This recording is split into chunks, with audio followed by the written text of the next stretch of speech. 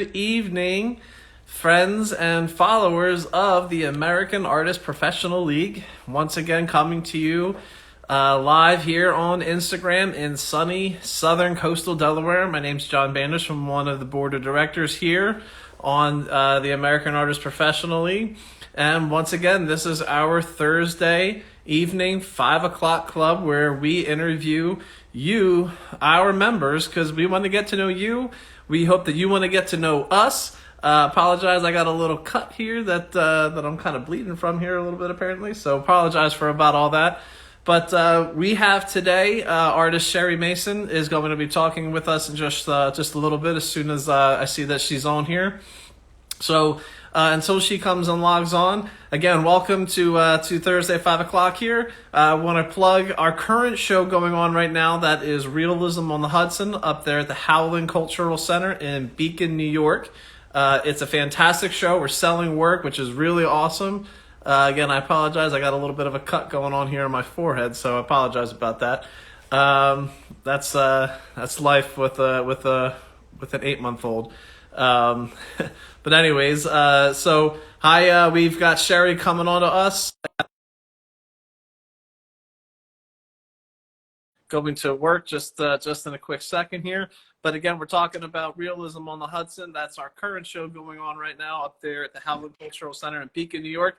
And hi, Sherry, welcome to the 5 o'clock club. Thank you for having me. Oh, excited to talk and for you to talk to everybody on here, all of our fellow members. Again, I apologize. I have a little cut here. That's part of having an 8-month-old that wants to give you a little scratch before you log on to an Instagram Live. It happens. I understand. But so again, welcome and introduction here. I'll give you the floor here. You are Sherry Mason. You are an amazing oil painter.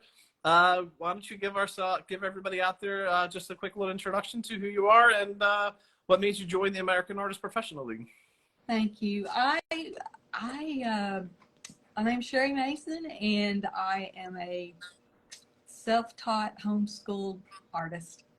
Oh. I retired from pharmacy in 2016 to pursue a dream in the art profession, and I just put my working boots on and trudged along and tried to learn everything I could. As far as the AAPL, I love that organization. It has truly been a blessing to me. They support you, they encourage you, they give you ideas. Last year we did a demo for the other artists together, and the main thing is probably their mission to support what I believe in as far as representational realism artist, and that's what I do. Fantastic. And yes, again, so if you're out there listening to this right now, or if you come across this on our feed later on, that is exactly what the American Artist Professional League is all about. We are here as a group of representational and realist-oriented artists working in 2-dimensional and 3-dimensional works as well. And we're here to support one another. It's interesting to hear somebody who's self-taught that got into this. I guess the more normal approach for many people nowadays is to kind of go a much more, say, abstraction or very looser route, which is fine. It's not like it's bad. It's just it's not necessarily what some of the rest of us are interested in, and the sort of older techniques, older sort of methods or thoughts about art making and aesthetics. So it's really interesting. Can you talk a little bit about why you sort of chose to go down that path as a creative, as a painter? The path of representational realism. Yeah. I started out a long time ago in high school learning, and I just painted what I saw. I didn't know any other way. I'm not even sure I knew. I mean, I saw my art teacher tried to get me to try abstract, but I just couldn't go there. I think the best thing that I could come up with in school was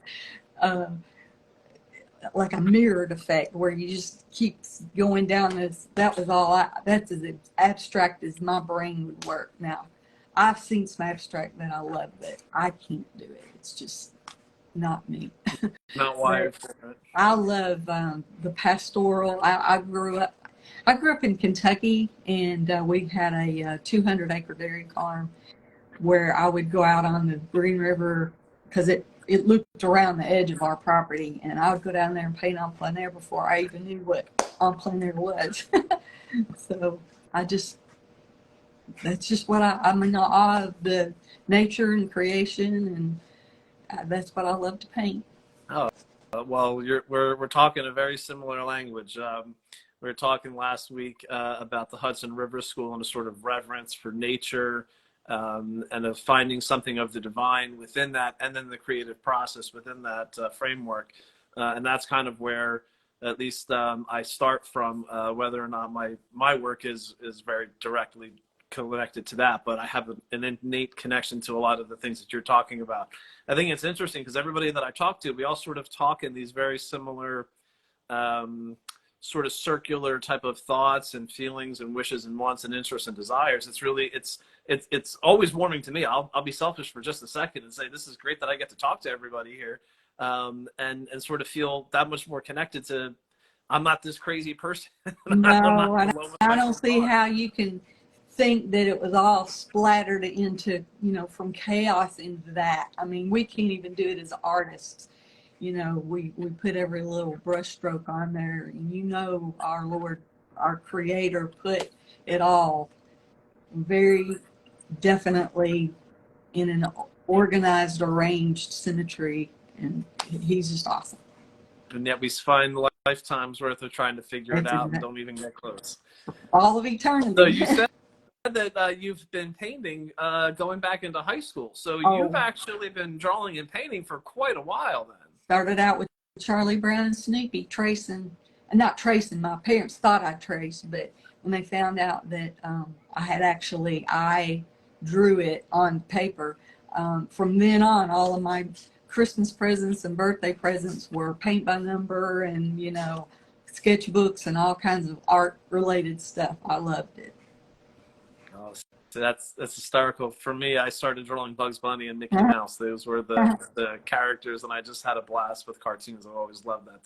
Then from there, in high school, they had me doing all the bulletin boards. The guidance counselor had me come and do a mural on the high school wall of his office. So I'm sure it's probably still there, but that was one of the very first things that I did. And they even come up with an extra art class because I ran through all of them. They come up with an art 4, and I was the only student in it, but they let me, they just encouraged my what I was passionate about. Boy, that's a testament to some really great school administrators and teachers to be able to recognize that not only did you have a natural talent and ability towards it, but you also showed a natural inclination towards wanting to learn and grow and do more with it. That's a hats off. You don't always hear about that with teachers and administrators. That's usually a little bit, it comes across at least as they're more rigid and structured into rules, and they don't do that. So I lost my art teacher last year, and I knew her all the way up to the end, and she really had a great influence on me. That's fantastic. Wow. So talking about influences, that's a great segue into this one next question. So you were interested in art growing up all throughout high school. Life happens as it does for all of us, and you go into the working world, and then you came back to art. Talk a little bit about some of the influences that you had that maybe kept that creativity sort of there with you as you were, in your working professional life all those years. Was there anybody that's just really stuck out at you? Any artists or any art movements? You do a ton of plein air work, and you're fantastic. Your plein air work is amazing. Oh, any of that as count as influences for you? Well, I really just try to find things to keep developing through those years. I think I would do like a painting or two every year or so. And one of them I ended up donating, and my husband bought it. Paid the donation to get it back. He wanted to keep it, but I've tried to keep it going. Northlight Art School, I did one of their programs, and of course I've had Eric Koppel's DVD, the Hudson River School. That was probably the first DVD that I got, and I didn't really when I retired from pharmacy in 2016, I ended up trying to go into art full time, but then in 2019 I heard about plein air paint outs and stuff. I thought, I'm going to go try to do that. So the first one was over in, I want to say, Salisbury. Shout out to Phyllis Steimel and that group over there, the Railway Studios. They really encouraged me to join the group, and I did do that, and boy, was that hard. I hated it, but I knew there was something there. And so I continued to try to keep pushing through, because I could see the plein air affecting my studio work. It was the most amazing thing. There's things that you see in nature, and it's true in still life. I mean, you're still doing plein air whenever you set up a still life. So, unless you've got an incredible memory, I can't recommend it enough. But I just keep pushing. Once a week, twice a week, try to go with a group and paint on plein air. Yeah, do you go and plein air paint all throughout the year, all different Oh, types of weather? Well, I think we go to through November, and then we take the break, and then we have some winter challenges with some of the leaders, like Leslie Davis. Shout out to her. She brings out a winter challenge. It's week she puts out something to for everybody to do, whether it's a limited palette study or whatever. But yeah, she keeps that going. And then back in March, we get back together when the weather breaks. We get back together and start hitting it again. Yeah, wow, that's impressive. So I'll just kind of say this for anybody that's out there watching this now live. Hello, everybody. Again, welcome to the 5 o'clock club here at the American Artist Professional League. We're talking with Sherry Mason, fantastic painter. This is great because you have a wonderful story. This is different than a couple of the people that we've talked to recently. But talking about plein air work, if you've never done plein air painting, boy, is it a challenge. By no means would I ever count myself as a plein air painter, although I do plein air painting. I live 10 minutes inland from the beach, so I'm always at least a couple of times in the summer out painting a sunrise. So if you're ever down in the Rehoboth Beach, Ocean City, Maryland area, and you see somebody with a canvas out there in the morning, chances are it might be me. You're a divine dinner. But it's a challenge, because when you're doing something, the light is changing, and depending on the time of day and the time of year, that light is changing in 20 minutes. You really don't have a long time to make a decision. You have to make that decision and then live with it, and then from there figure out what you're going to do. If you're doing plein air painting, I'll say in the true sense of plein air painting, you're really trying to capture that moment. Whatever's going on in that moment, you really have to work very quickly. There isn't a whole lot of time to diddly-daddle and fret about color temperature or something like that. So my hat's off to you, because I know how difficult it is, and your work is fantastic. I'm quite jealous. So. Oh, well, I mostly, when I do my plein air, it's mostly studies, and a lot of times, and it doesn't, this is the part that really amazed me, is that you're standing there and you're seeing these colors and you're thinking, how can I put that on the canvas? And your brain is saying, do this. You're like, but that doesn't make sense. Do it anyway. I cannot tell you how many times I've gotten back in the studio and I've seen a combination of colors that I put out there, and I was like, wow, that is so cool. I wouldn't have never thought of that. I mean, you can't think through it. You've got it. It's very, I don't know, intuitive, or emotional, or I don't know. There's just something about painting on plein air that you get that you do not get when you are sitting there dabbling in the studio.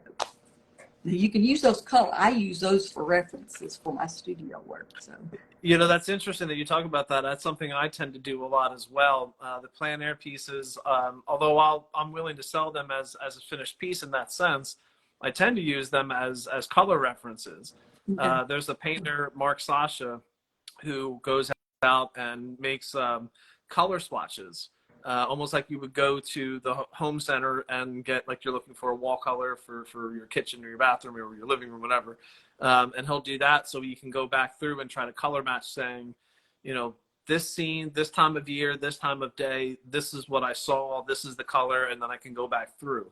And I think it's an interesting approach because it's somewhat analytical, and then you have that intuitive side to you to sit there and play with that in the studio. And I think that's kind of best of both worlds. In a lot of ways, I try to do at least something similar to that myself. Is that something that you perhaps, it sounds like you kind of do that?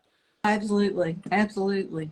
I'll tell you something though, getting ready for talking with you, I've done a little bit of research onto some of the later questions, and I've come to find out that Thomas Cole used to go out and do sketches, and then he would go back, and then he would, use those for his studio pieces. I'm like, you know what? I could improve my sketching skills.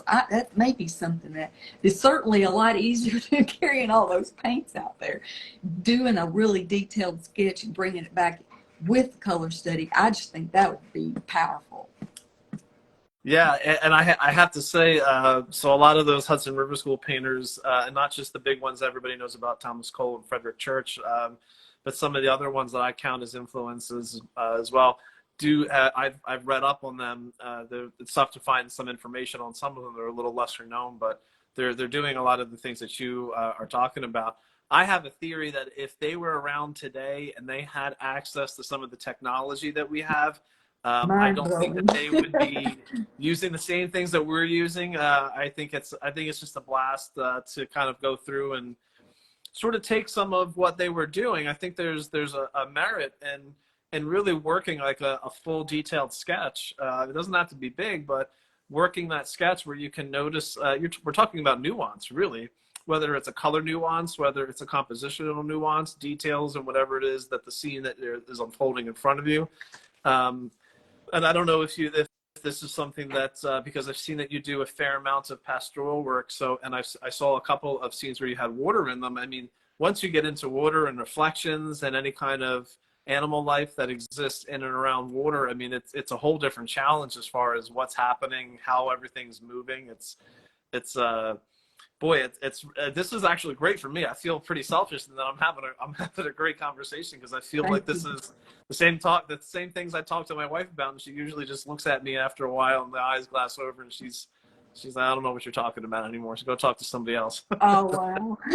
You can call me and talk to me anytime. Yeah, see, that's I so we love all talking have about we this. all have these similar threads. But I think that's actually a bit of a tip of the hat, if you will, to why so many of us gravitated towards organizations like the American Artist Professional League. We have very similar thoughts, very similar interests, Absolutely. and it's not a surprise, I should say, that here we are. We're having this conversation, and again, if you're out there listening right now live, or if you're coming across this later on our Instagram feed here, you can go back through and watch some of the other conversations and listen to what other artists like yourself are saying. And maybe that's a thing to do one time later on, is to sort of hit those highlight points and maybe have some different questions for next year for other people that are gonna want to do this. What do you feel about the Hudson River School? What do you feel about plein air painting? How does that affect your studio life? I should write these questions down now. So you've been painting now since 2016. You retired from being a pharmacist, which I'll just briefly say, my wife was a pharmacy tech for a number of years throughout her grad school years. So when I'm sure she's going to watch this later on, and she's going to sit there and have a chuckle saying, I know exactly what she's talking about. What what's as far as things that you've accomplished so far? What would you say is one of your biggest accomplishments that you've had so far to date? My biggest accomplishment would have to be the honorable mention I got in the plein air salon this year. In That's incredible. Wow, I, I was congratulations. That's hard to get. very very honored for April. The honorable mention for birds and animals and birds category. I just was very touched. Yeah, it's quite an accomplishment. It's very hard to get awards in any of the plein air competitions because it's a difficult it's very difficult to do. Oh, So again, there's some incredible work. I mean, I was just blown away to be in that number. I just very honored. I don't even see how they choose. To be honest with you, I see so many. I'm like, oh, they take your breath away. I'm like, well, I'll say congratulations. That's quite an accomplishment to be able to count for yourself. And just to further that, jurying, if you've never had to jury a show before, I will tell you, it is the worst thing to do. First off, I absolutely abhor, I hate this, the idea of having to judge somebody's artwork, right? This is their creativity. I mean, you can tell yourself, hey, this was just not successful. This was my idea. It wasn't executed. I struggled with this. I struggled with that. It didn't come out the way that I wanted.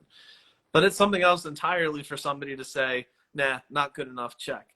I hate doing it. I don't like it. But it's just kind of the reality. I don't know how you get everybody into every show. It's maybe in a perfect world that's happening somewhere, but well, how everybody that enters needs to look at it is it's very subjective, and what one juror might pick one day might pick something totally different because of whatever's going on in their life or a memory that they have. It doesn't mean that your work wasn't great. It doesn't, because you could have 100 number ones, you still only get to pick one. So don't take it personally. Just get back up and do it again. Again, this is great advice. If you're out there listening, maybe you're a younger artist, you're just starting to apply for shows, you're struggling. Listen, you are not alone. We are all in that same struggle together. We're all rowing our rowboats in the same direction. So don't take it to heart too bad. Don't think that it's just you. It's all of us. Oh boy, that's one of those. That's kind of a Debbie Downer of a similar thing that we're all going through. But that is a reality of the art world.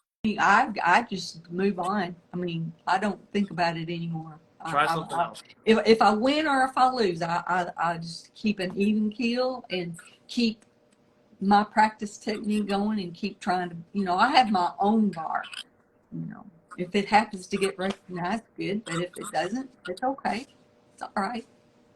That's fantastic. Well, I have a little bit of a twist on a question that I sent to you. That I send all these questions to everybody. So if you're out there listening, okay, and you want to take part, you can go to the American Artist Professional League website. The links are here on Instagram. If you're watching this on your desktop or on an iPad or something, you can go to aaplinc.org. That's our website, and you can click and sign up for a time. I'll get the email and we can talk about which Thursday. I will say we're booking pretty fast. We're booking actually really quite fast. There's probably maybe a little less than half the year left. So if you're interested, Thursday's 5 o'clock. Go ahead and sign up. So I had sent one of these questions, which was favorite places, people, movements, and art history. I'm going to a little twist this for a second and say, do you have any places anywhere in the world, maybe even any time in the world, I'm gonna maybe this is two parts, that if you could go and do plein air painting, you could go there for a whole week, a whole month, and you could just paint anywhere in the world, all expenses paid. Is there any place that is like, top of your list? Man, I want to go right here, right now. Gosh. That's a good one. Yeah. I like stumping people. Yeah, that's tough because I think we live in one of the most beautiful countries And I just, I couldn't there's agree just so many, we've accomplished preserving so much, and I'd like to keep that going. But the places where the Hudson River School, where they went, I find that very tempting. The Idaho is probably right up there. I've seen some fantastic views of the, and I'm not even sure I've got the geology right, but there's some fantastic places over there, the Grand Canyon, um, Colorado. I don't know. I don't think I could pick. As far as too moving, many, huh? too many. There really is. I mean, listen, if I've only been painting since 2016, I've got a lot of road to cover. I've only just begun. I don't have 40 years under my belt where I've been everywhere. So I'm like a little kid in a candy store right now. Well, to that end, I will tell you that I've been lucky enough that at least a couple of those places I've been to, upstate New York, I have family. My brother lives in Connecticut. I have family that live in New York City and then sort of that upper North Jersey, New York area. Um, and it is well worth a drive. It's definitely everything that you could ever imagine in your deepest imagination in the fall, all those colors, all of the trees. It is something quite In fantastic. So Niagara Falls, yes, I just cannot even imagine. I would definitely recommend trying to get up there for that. So we've talked about a lot of accomplishments. We've talked about some interests. We've had this is great too, because again, I'm just going to continue plugging this for anybody out there. You don't always have to be somebody that went to school or even went the route of studying in an atelier in a private artist studio, although those are fantastic routes. I've done a mixture of both of those. You can also be self-taught. I honestly think that in the world that we live in today, with the type of technology and availability of information, either for free or for a nominal cost, there is information out there that can help you. Absolutely. That's fantastic. You can live anywhere. I mean, look at this right now. We're in different parts of the country. Although we're not too far off. You're in North Carolina. I'm in Southern Delaware. We're still not too far, but here we are having this conversation on this little supercomputer that we carry around in our pockets. You don't all have to necessarily go to school. The information is out there. So, but as far as that goes, is there maybe one thing about the art world today that you may wish that you could change if you had the ability to? And you don't have to change it if you don't want to. If you think it's perfect, that's okay. Well, I want to preface this with there are good and bad attributes to so many things, but I really feel like technology has hurt the contemplative, meditative processes, the musing that our ancestry did and had, because they didn't have anything else except for their senses and their musings and their thinking and the poetry and the nature. They were forced to get out there. Now, I just feel like that our children have been cheated willingly. They don't know what they've missed. I grew up on a 200-acre dairy farm, and I didn't know what I had until I didn't have it anymore. And technology, I guess, would be what I would. And Oh, I yeah, know I think you put it we're perfectly. sitting There's here good and using bad it right about now. It's got its pros and cons. I'm sorry, what'd you say? What I was saying is exactly what you just said. There's good and bad. There's a lot of good, but there's definitely a downside as well. So If you could just like set it over to the side and leave it alone, and go out there and do it, then that would be the thing.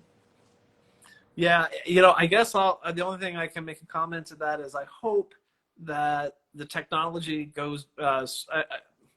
I guess I kind of have this innate thought that that everything is cyclical, right?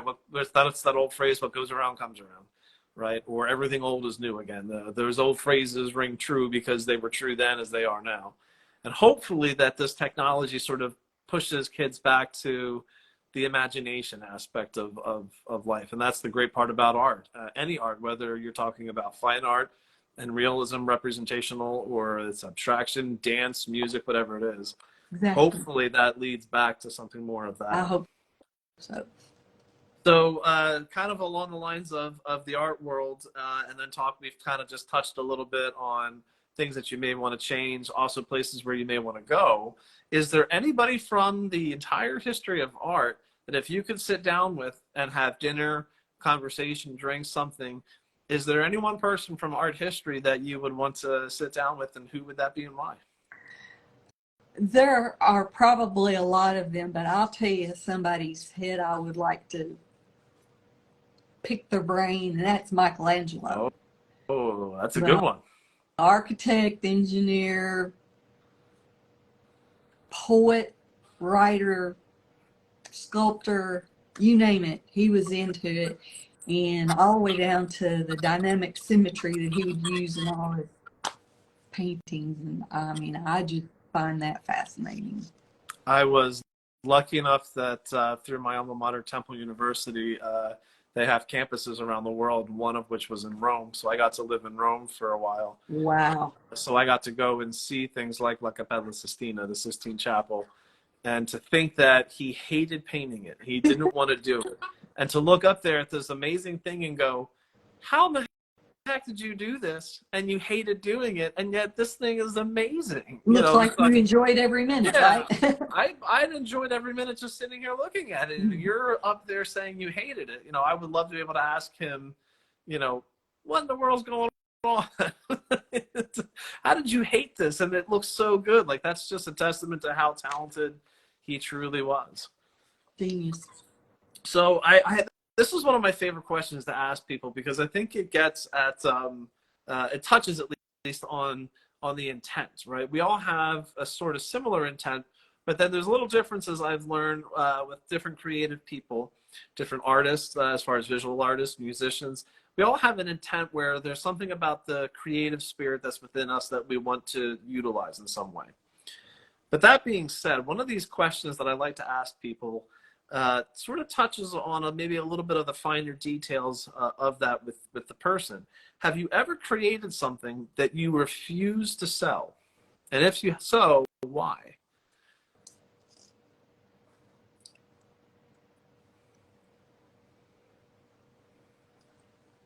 Probably not. There's probably not anything that I wouldn't sell. I would hate to sell it because it wasn't good enough. It just didn't meet, my level, but I'm quite sure somebody expressed that they really, really wanted it. I'd either give it to them or sell it to them. I don't think there's anything that I wouldn't. I do have a painting of my husband and our dog that I probably would hate to give up, but I just paint it again better. I just, I've just grown a lot, and I know what I could do it again. That's a similar answer to a friend of mine, John Pompeo, that he said over dinner one night. And I'll just quickly, briefly kind of paraphrase his words, saying that once you've painted it, it's done, and it should be out there to the world for somebody to enjoy. And if I want to paint it again, I'll paint it again. That's kind of the way I feel about it. It's interesting. It's not there's no right or wrong to it. This is just sort of like how you feel. There's some other people that I've had conversations with where they've immediately, without even thinking, been like, oh yeah, I have this right here. I'll never sell it. It'll never leave. It's here to the day I die.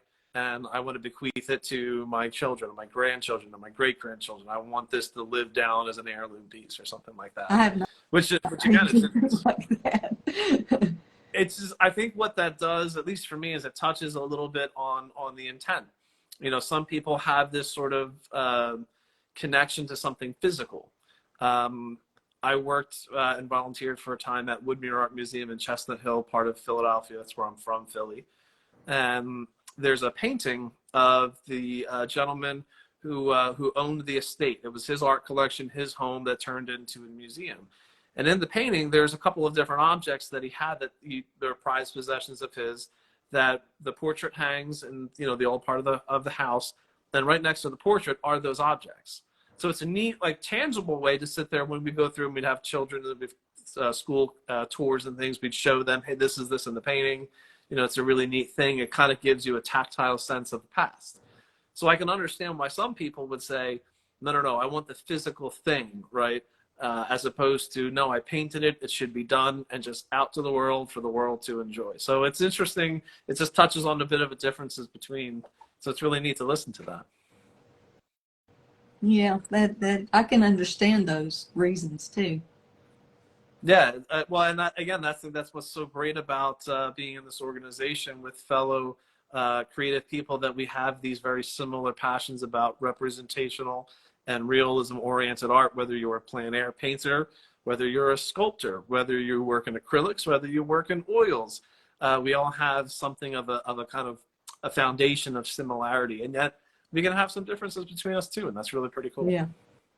So we're gonna kind of end this right here. I like to keep these to about a half an hour. We've had a bunch of people that have said hello in the comment section. So hello to everybody out there. This has been a blast. Yep. Again, if you are interested in wanting to be a part of the Instagram Thursday 5 o'clock club here with the American Artists Professional League, you can go to aaplinc.org.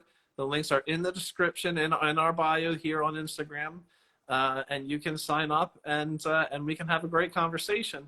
So I'll give the floor to you, Sherry, and just say, where can people see more of your work at? Where can they see you in your next plein air painting when you're doing the next paint out? And where can they see more of your work? And there you go. Oh, I'm got a solo exhibition in Renaissance Art Center in Kingsport, Tennessee in October from the 1st to the middle of November. I've got a painting up there in the Hudson, Realism on the Hudson at Beacon, New York. I've got a couple of paint outs in Valdez and Abingdon, Virginia coming up, and a workshop that I'm doing in at Doe River Gorge in Tennessee in the 13th through the 15th of October. So I'm busy girl. We've got a lot going on, a lot of busy stuff. Find me. Oh, fantastic. If you type in Sherry Mason art in anything, I think I've covered all the bases. So they can go to your website. They can purchase work through your website. You can go to the AAPL website and purchase Sherry's work as well. That's going on right now at Realism on the Hudson. And you can go meet her at these various paint outs, and you can go see a solo show. That's fantastic. Congratulations. Thank you. Well, thank you all very much for, again, tuning in here on Instagram Live with our 5 o'clock club on Thursdays. Sherry, it's been my pleasure talking to you, and we'll see you soon. It's been my pleasure too. Thank you for having me and everybody that came. You're very welcome. It was my pleasure, and have a great night, everybody. You too. Bye-bye, everybody. Bye-bye.